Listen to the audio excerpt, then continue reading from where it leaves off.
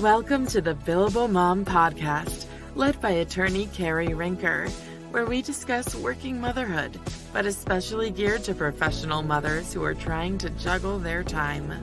Our time is precious, both at work and at home. We talk time management and productivity hacks, the struggles of being a working parent, and provide a community where other Billable Moms are also trying to calm the chaos 6 minutes at a time. Listen to stories of other working moms, but especially lawyer moms. Navigate the waters balancing career and the ever-present demands of motherhood.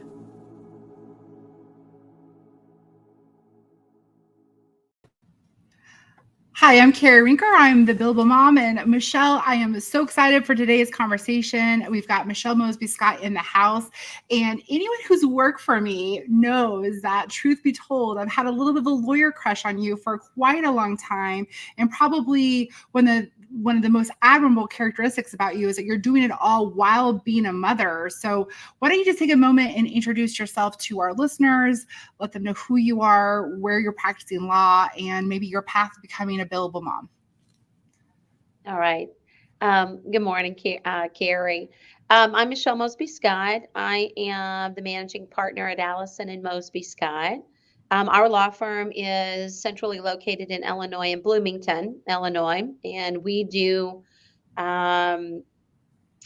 handle legal issues in a variety of counties that surround the Bloomington Normal area. I primarily focus on family law, but other lawyers at the firm do a variety of things: ag law, acquisitions and mergers, estate planning, probate, guardianship, business and development and sales of businesses. So kind of have a wide reach at the firm, but my specialty is family. And quite a few years ago, we actually had a trial together. That was the first time that we, had really had worked together. And so, you make the opposing counsel work for it in court. You're quite the litigator, Michelle. So, I'd like to maybe take a step back. And I know that you are a parent, and talk me through where you were in your career when you had your first child. Okay, so I'm old. So I am 52, soon to be 53. And so I have 3 children. My first child was born roughly 5 years, about 5.5 years after I started practicing law. So I feel fortunate in the sense that I was able to get my sea legs in the profession before I had a child. I've worked with women, and I have an attorney at my office who's getting ready to give birth to her 4th child, and she had 2 of her children in law school. And so kudos to her for being able to successfully do that. I feel like I had the luxury of waiting until I had sort of my professional life settled before I had my first child. And so that was certainly, I think, made my transition a little bit easier into motherhood. And at that time, Michelle, remind me, did you have your own law practice at that point in time, or were you an associate attorney working for somebody else? So before I had my own law firm, I had the pleasure of working for a mid-sized law firm in Peoria, and then I moved to a boutique firm in Bloomington, Illinois. And so I had my first child while I was at a firm that was just the managing partner and myself. And then soon after, I joined Bill Allison, and he and I opened our own firm. And so there was a short period of time that I worked for someone else. And she was a fabulous employer. But there was a short period of time after the birth of my first child that I did not run my own law firm. And so there are pros and cons with that. The benefit of not being your own boss is some of the responsibility falls on somebody else other than yourself. The detriment is that when you are your own boss and you're a professional and a mother, you do have more control over clients, volume of work, but more importantly, in my opinion, you have more control over the timing of when productivity is created. And so there's some flexibility if you're willing to balance those two things. So there are certain things when you're a mom that you can't reschedule, you know. So for example, if my child has a award ceremony at school or a basketball playoff, I can't reschedule that just because it's not convenient for me. And so those things I always tried to make a priority to be at, you know, schedule those, calendar those early, and then be able to work the rest of my practice around some of those activities or obligations that as a mom, you know, are important.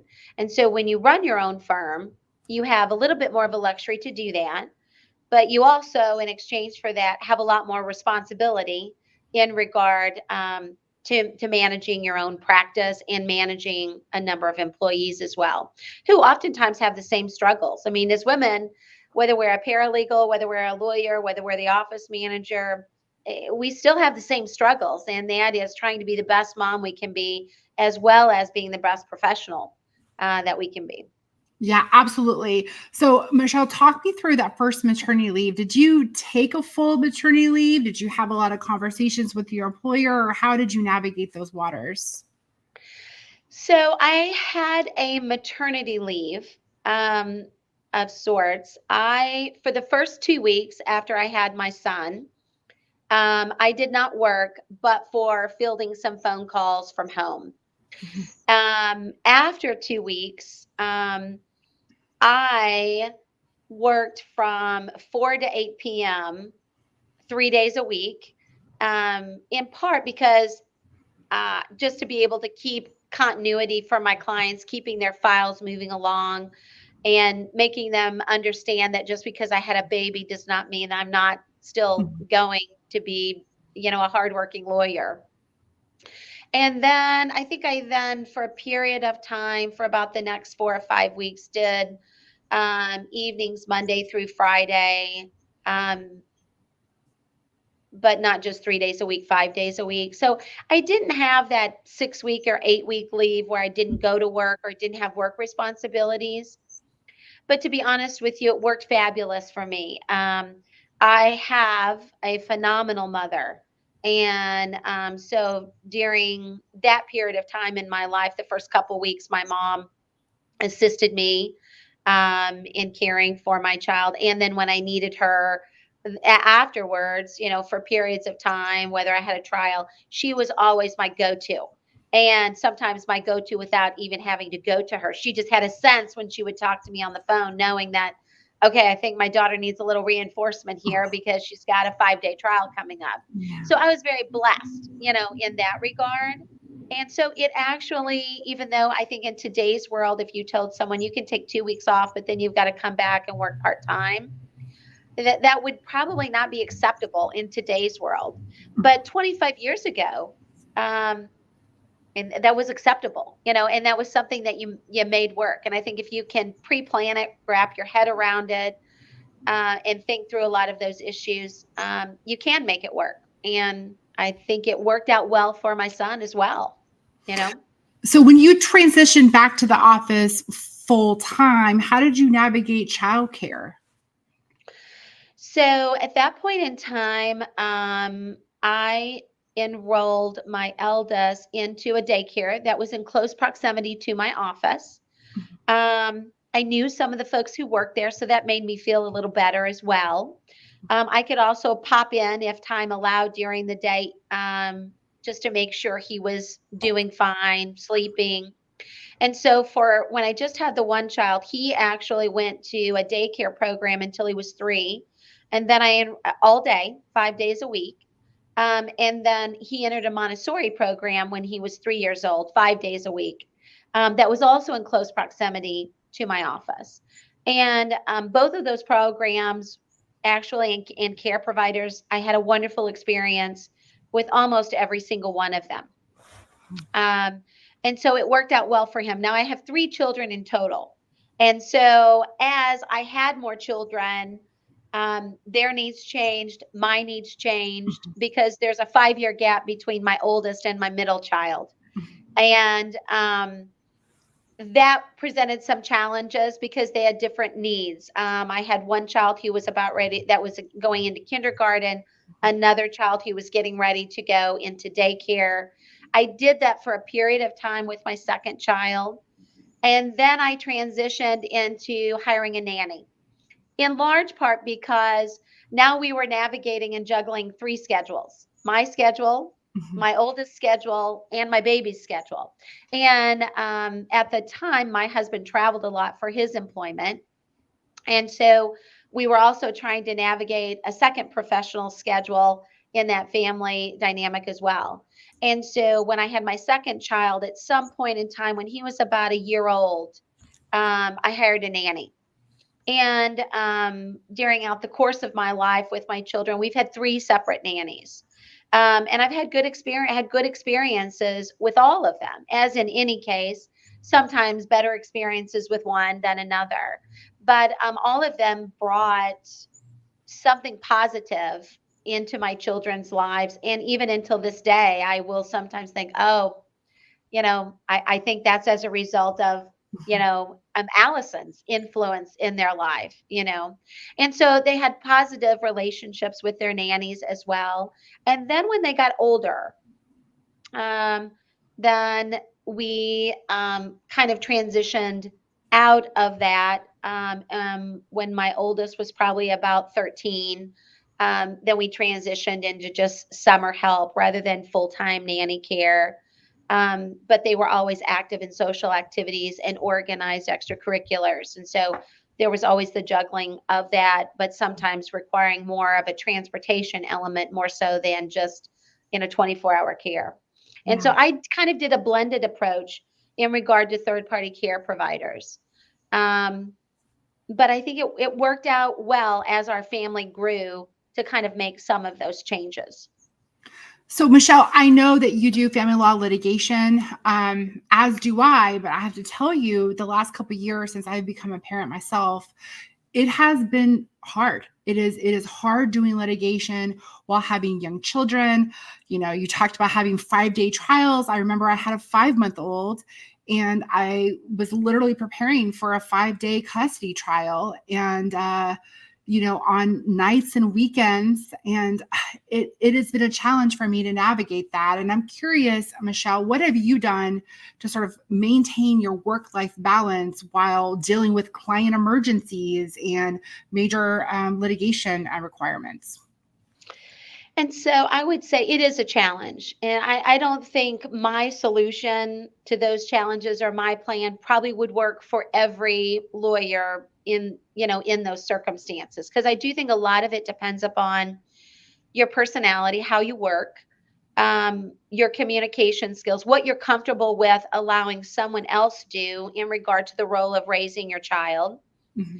And so all of those things are a factor. But for me, what seemed to work well was having someone who I could trust and rely upon from about 8 a.m. in the morning until at least 6 or 7 p.m. at night. Some days are shorter, some days are longer, but I felt like if I could have trusted care between 8 a.m. and 7 p.m., I could always pick up the slack if I needed to because I had a long day of trial. I also, with my children, a lot of the lovely mothers that were in my neighborhood when we were raising children together, many of them did not work outside the home. So their schedules for their children were very different than my schedules for my children. My children stayed up a little bit later than all of the other children in the neighborhood, because if I would have put them to bed at 7 o'clock or 7:30, I wouldn't have had quality time with them. So sometimes my kiddos stayed up until 9:30 or 10 o'clock at night and then started their day at like 7 a.m. Whereas I know other children would go to bed substantially earlier and then were early risers. My children weren't. In large part, it was a result of my schedule because I would want to see them in the evening. I would also do, after they went to bed at night, that was my quiet time in the home. And so I would do a lot of work in preparation for trial during that period of time. I learned early on that I could not be super mom and super lawyer all in the same day. It is simply not humanly possible. I also realized that um, I couldn't take care of all of the things at the firm and also clean my own home and keep up with all of my own laundry. And so at some point, as our practices grow, you have to decide, is it more important that I clean my own home or spend more time with my kids? Is it more important that somebody does my laundry or I do my laundry or I have a little extra time with my kids? Is it more important that maybe I have to stay up late on an evening to get ready for trial just so I can be there at the Valentine's Day party at school? Or is it okay if I miss that? And so what I determined was I wanted to be at all of those things, but I knew that I had to have help. And obviously, as you get older and you get more experience and you make more money, those decisions are easier. But when you have younger children and your profession is younger, what you realize is everybody thinks the lawyer, makes tons and tons of money and everything's so easy for them financially, but it isn't, because if you run your own firm, you're the last person to get paid. Everybody else gets paid first. And so you really do have to kind of carve out what makes sense to pay a third party to do so that you can have quality time with your kiddos and be at their activities.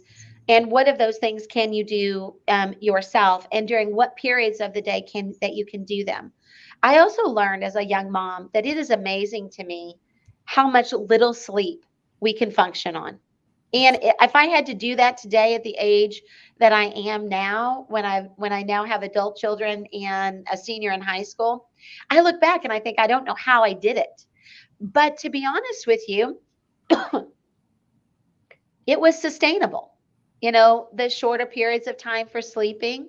Now, there were times when it would catch up with you. I think as every professional mom realizes, when your kid's up all night with the stomach flu, and then you've got a trial at 9 a.m., and you're juggling around between 5 a.m. and 7:30 a.m., figuring out, do I need to cancel this trial, or is my child well enough that I can leave them with the nanny? Those are for me were the hard parts. If I have somebody else do this, am I a bad mom for not being here personally myself? And so those things were the more of a struggle, for me. I disappoint a client, or I take care of a sick kid, or is it okay to let somebody else take care of the sick child so that I can go, do my day of trial? I also had a fabulous firm staff. And what I found is if I was supportive of them and I helped lift them up in their family situations, whatever they were, they would give me back that tenfold. I can't tell you, I've had staff who would pick up a child at daycare, meet me at the office. I would be able to check out my child to see how sick they were, determine whether a doctor appointment was needed or not needed. And I had good quality, reliable staff who helped me navigate that. I'm not sure I could have done it without them. And I learned to trust people who gave me good guidance and who would say, we've got this. You can go do your trial this afternoon. We're going to keep your kiddo in the lounge. We're going to keep an eye on him. We will text you and let you know if his fever spikes or if he gets ill. And that for me was manageable because I felt like I could manage both and be a good mom and still be a really good lawyer. No question, there are days that I was a better lawyer than I was a mom, or a better mom than I was a lawyer. But through the years, I was able to sort of work through that in my own head, that was okay.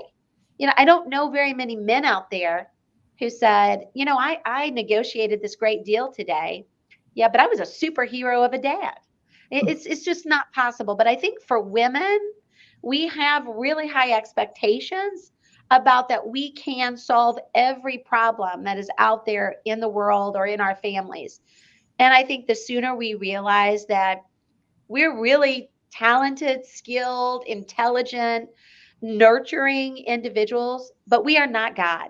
Right. I think once we accept that and we know our own limitations, we're actually better moms. And I also think we also set more appropriate expectations in regard to our children. Like I have 2 boys and I have a daughter.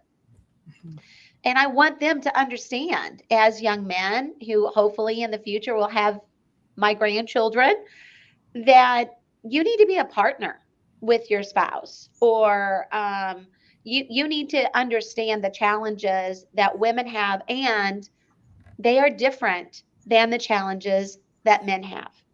I'm not saying they're a greater challenge, but they are different.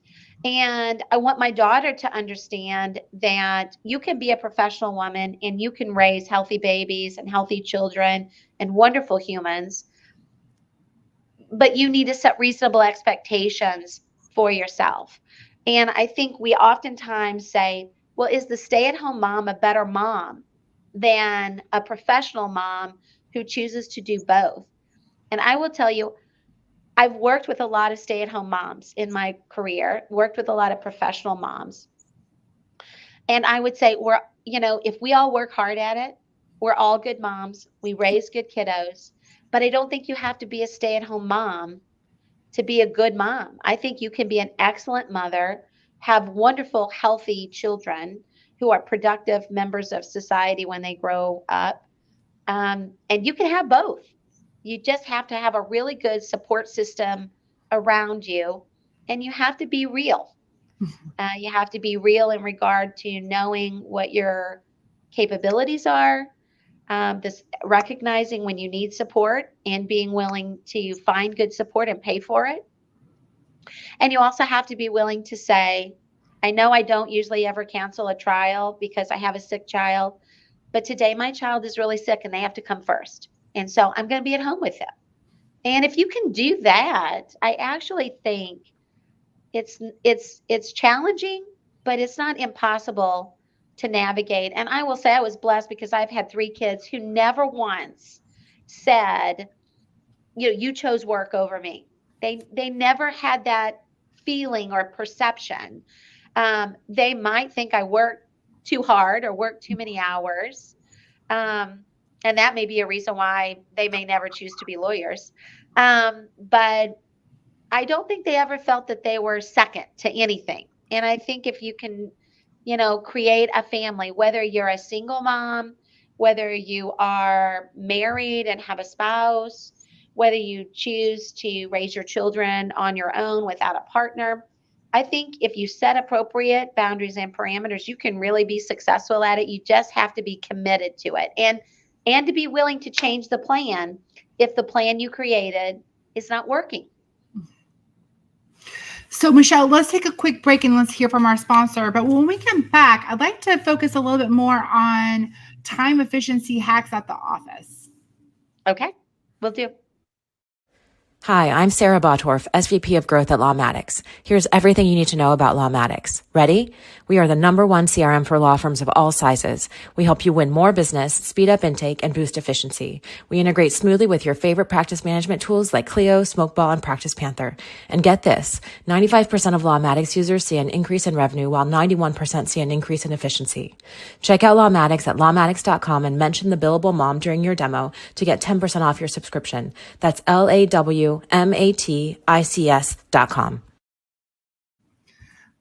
All right. So Michelle, one of the things that I've really have admired about you over the years is that, it's not just you. You are also managing a small team of people to help improve the client experience.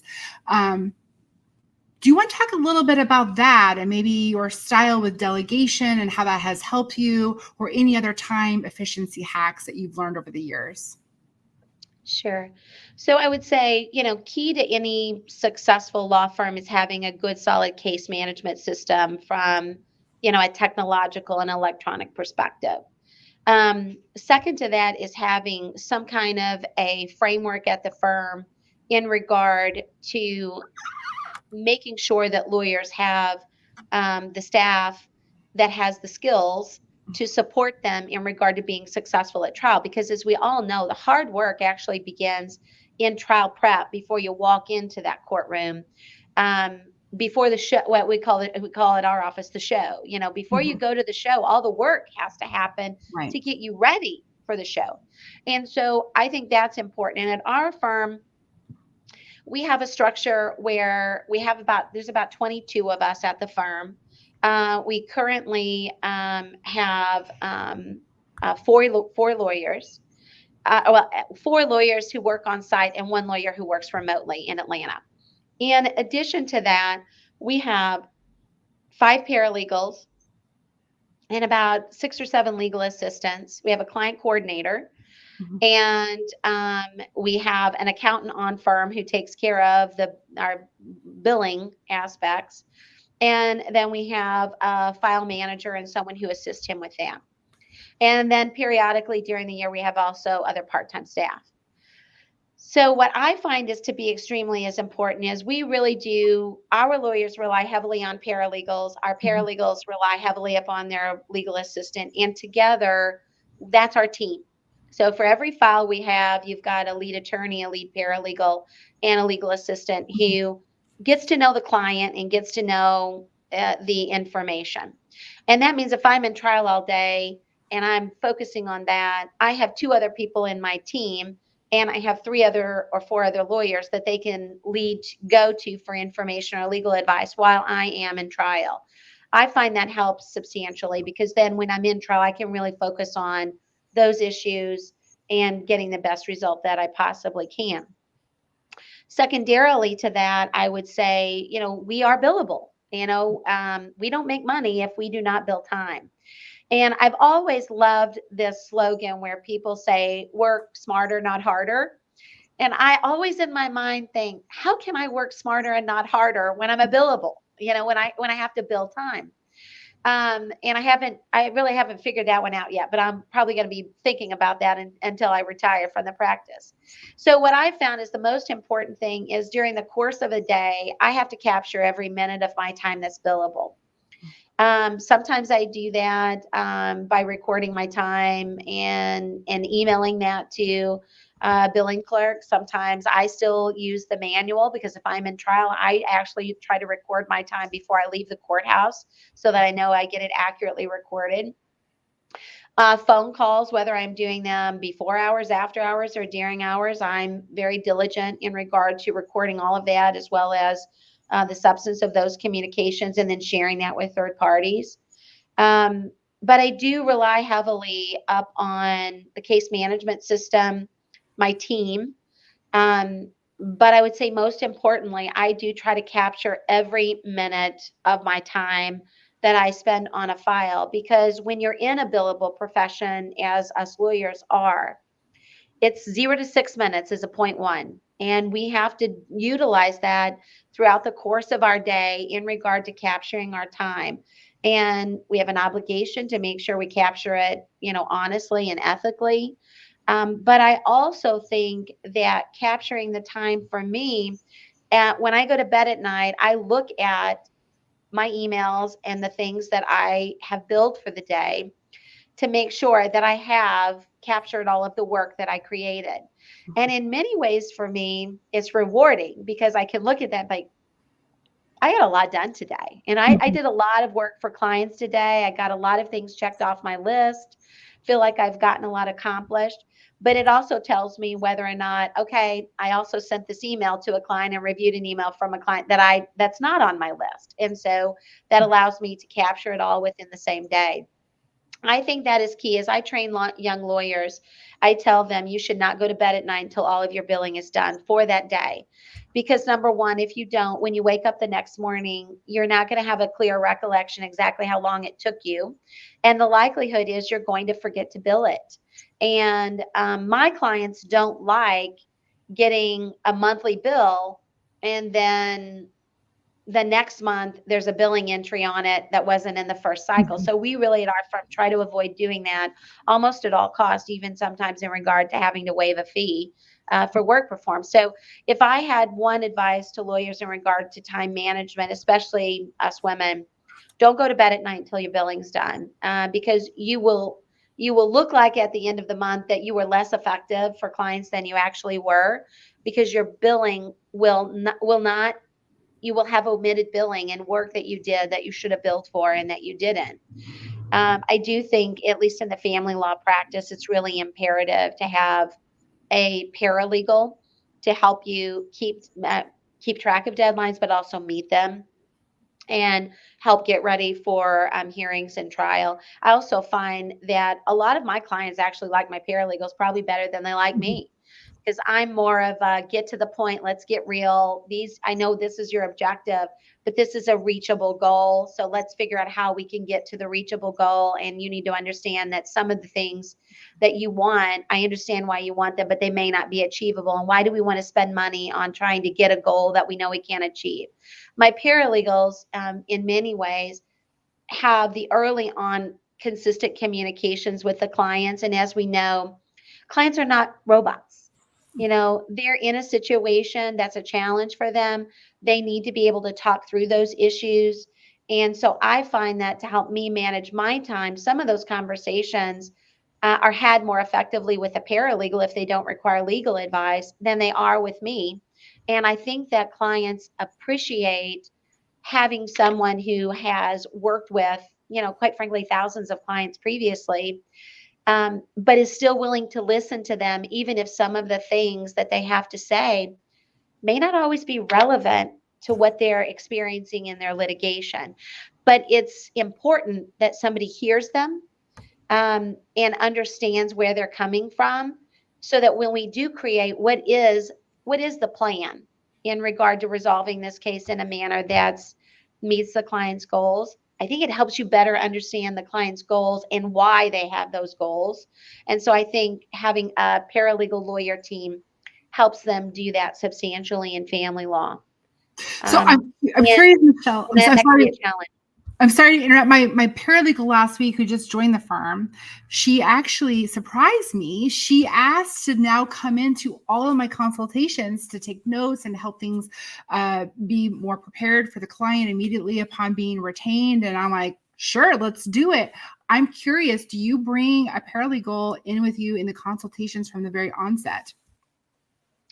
So my initial consultation with the client is usually just me and the client, or sometimes there'll be another attorney involved if it's a case that's large enough that I think we're going to need a two legal team of lawyers and a paralegal and legal assistant. But there have been cases where in that initial consultation, I have brought a paralegal in. I'll do that in situations where if I'm going to be transitioning a large file from another firm to my firm, I'll bring the paralegal in for the same reason that you referenced. Everybody's got their sea legs at that first meeting, and it doesn't require me to have a subsequent meeting with the paralegal to say, okay, this is the information I gleaned, and so this is what we need to do. They're really present from the onset. The second reason I do that sometimes is if I know that a client is going to need a lot of support, and I feel like that the paralegal needs to have an attachment to that client and a relationship with that client almost immediately, I'll bring them in sometimes for that purpose as well. Or if I'm on a tight schedule. So if I have a tight schedule and I've got a consult and, I wish it would last an hour, but I know it's going to last an hour and a half, and then I'm going to have to give instructions, then sometimes I'll bring the paralegal in so that at the end of that meeting, while everybody's there, I can say, okay, this is what I want done, immediately.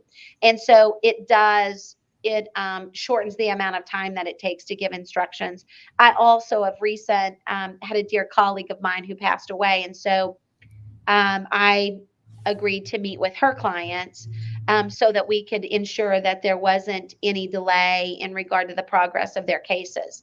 And because of that timing issue, and because there was a number of them that needed to come in within a 14-day period, I made the decision to do exactly what you did. I brought my paralegal in with me on Saturdays until we got met with all of those clients, because there was a time is of the essence kind of issue.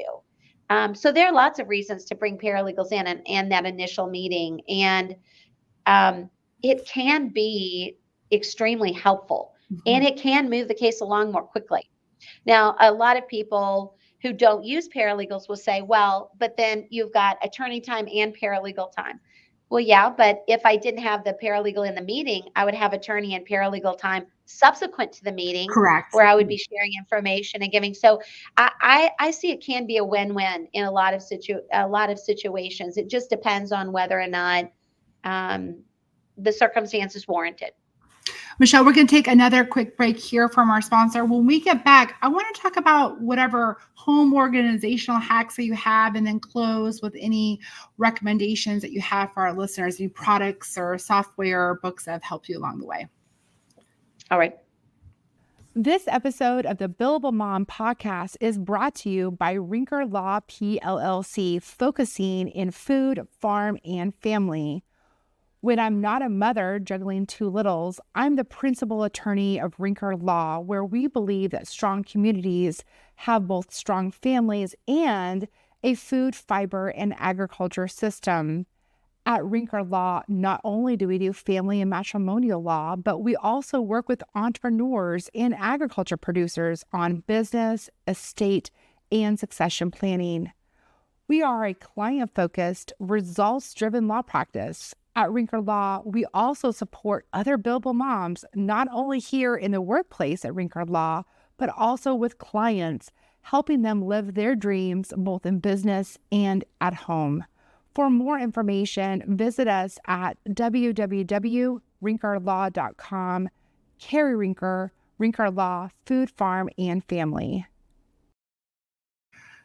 So, Michelle, I have two toddlers at my house, a 3-year-old and a 1-year-old. And, I'm very type A, which might help me be a good lawyer, but it's very difficult when you have small children who cannot, pick up after their own mess. Last week I took my first staycation, and I organized things like my pantry and like different parts of the house.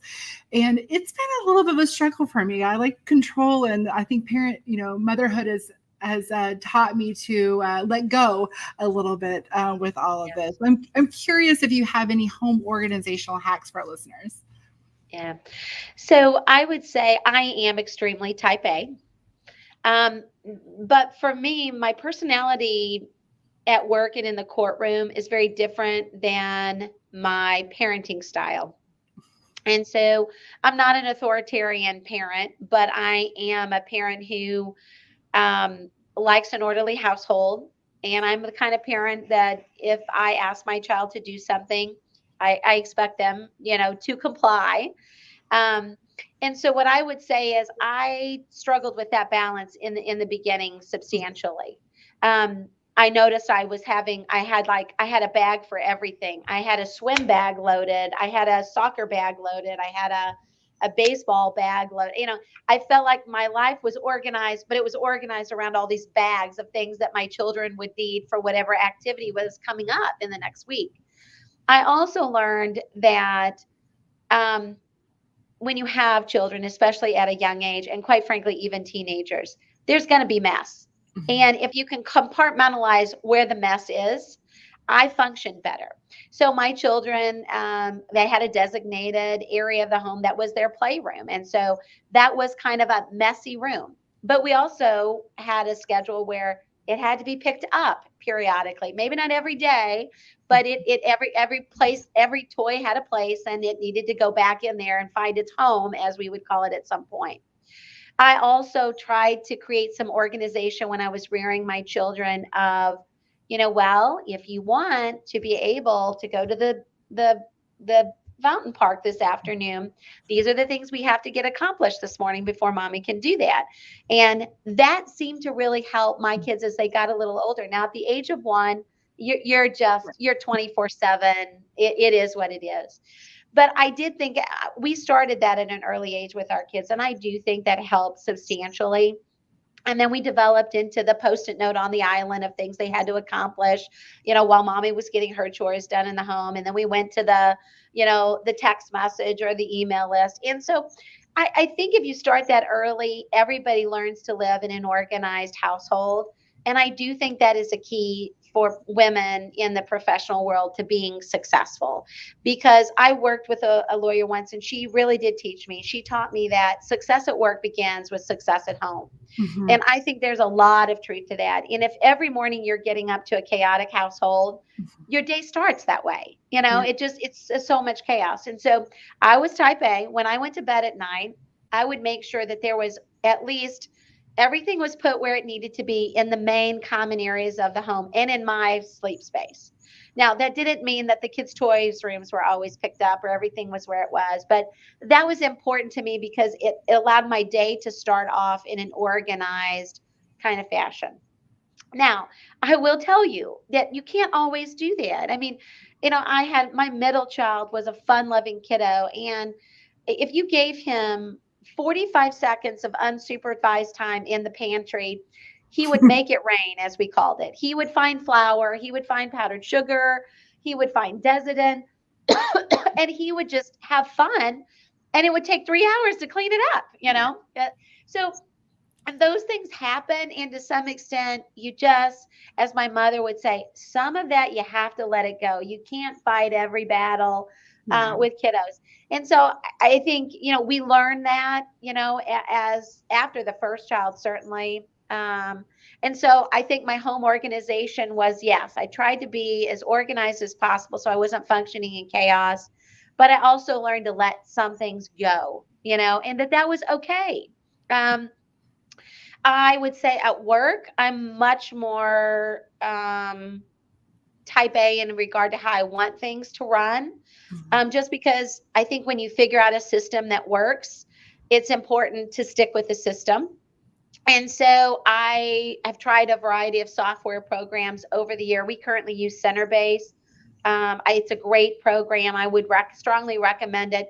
But I would recommend both sides of it. Don't buy the legal side without the accounting side, and don't buy the accounting side without the legal side.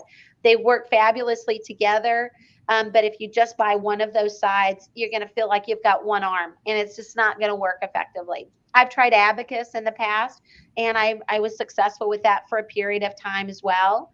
But you've got to find one that works for your firm. Stick with that. And the other issue I would say is you have to figure out a system. You need a business plan, and you need a system, what we call a protocol at the office for files, depending on the type of file they are. And you really have to stick with it, because too much deviation from the protocol, in my opinion, creates errors, especially when we're in a deadline oriented profession. I would say that for myself, most days are great days, but every day can't be a great day. And so, sometimes just giving yourself the pep talk of, okay, well, that was a challenge to work with that lawyer for 8 hours in the courtroom today. It's just not enough. You need a good girlfriend. Maybe you need some salsa and chips or a margarita to go with it. But what I find is helpful to me is if I'm going to read a book, I read a book that's completely unlaw related, and that's an easy read. And I sort of decompress for that. But if I'm looking for things that are going to help me in the practice, what I found is I don't have 4 hours to devote to some long, lengthy book or a long seminar. But what I do sometimes have is a 30-minute, a 45-minute drive between court hearings or courthouses. And there's a lot of great podcasts, quite frankly, or great motivational speakers that you can listen to that really do have a tremendous effect on shifting your paradigm and having you refocus, find your center again. And for me, hearing people say, you can do this. I've seen people who can do this, and you can do this. And this is how you can do it. This is how you can shift your mindset from glass half empty to glass half full. Those folks for me, those podcasts, those internet speakers, I find them actually very motivating. When I started post law school, what did we have? It was called The 7 Habits of Highly Effective People, or something like that. Yep. And I have watched those videos. I've listened to those audio tapes for years and years, probably during the first 15 years of my practice. And I found them helpful then. I just think the podcast and the internet options we have now are more convenient You don't have to order a series of them. But I find those things to be really super helpful. I think it can create a shift in how your day is going. But more importantly, regardless of how my morning went at home, and this is more true when you have when you have toddlers at home, because we all want to say we can control how the day is going to start or end. But the reality is children have a way of taking control from us, And what I would tell myself is that when I walk into the office, nobody's going to know if I've had a bad morning or a challenging morning. I'm going to put my face on. I'm going to go in there and I'm going to act like today is a great day, regardless of whether or not my child puked all over my suit shoulder before I got out of the house, or whether or not they spilled something over themselves in the car on the way to daycare. I'm going to walk into my office as if today is a good day. And that doesn't, I'm not saying you can do that every single day of your life, but if that's your approach, I do think you can really change how somebody else's day is going to evolve. And if you can do that, you have substantially enhanced your productivity level for the day, and whether or not clients are going to walk into your firm and see, oh my gosh, all of these people are stressed out to the max. Yeah. Or walk into your firm and everybody's going to approach them with a positive and have the approach of, how are we going to help you today? What can we do today for you that's going to make your life better? And I think that's at every level of our life. It's with our partner, it's with our children, it's with our colleagues and our coworkers, it's with the judges that we work with. If every time you walk into a courtroom, you ruin a judge's day, well, they're probably going to give that back to you in waves. Yeah. And I'm a big believer that negativity begets negativity and positivity begets positivity. So for the sake of time, Michelle, we do have to close. It's been incredible talking with you today. Tell us, how can our listeners find you? So Allison and Mosby-Scott, Bloomington, Illinois. My email is michelle@ams.law. Office phone number is 309-662-5084. And if there's anything that you think we can help you with, we certainly would love to be given the opportunity. Thanks, Michelle. All right. Take care, Cari. Thank you for listening to another episode of The Billable Mom. At The Billable Mom, we don't pretend to have the answers, but instead have all the questions. Please find us on social media and join the conversation at The Billable Mom on Instagram, Facebook, Twitter, X, Pinterest, and YouTube. We also have a Facebook group where like-minded Billable Moms find solidarity and provide a resource to one another. You can learn more about The Billable Mom and our picks for juggling work and motherhood at www.thebillablemom.com. You can also connect with Cari Rincker directly on social media at Cari Rincker.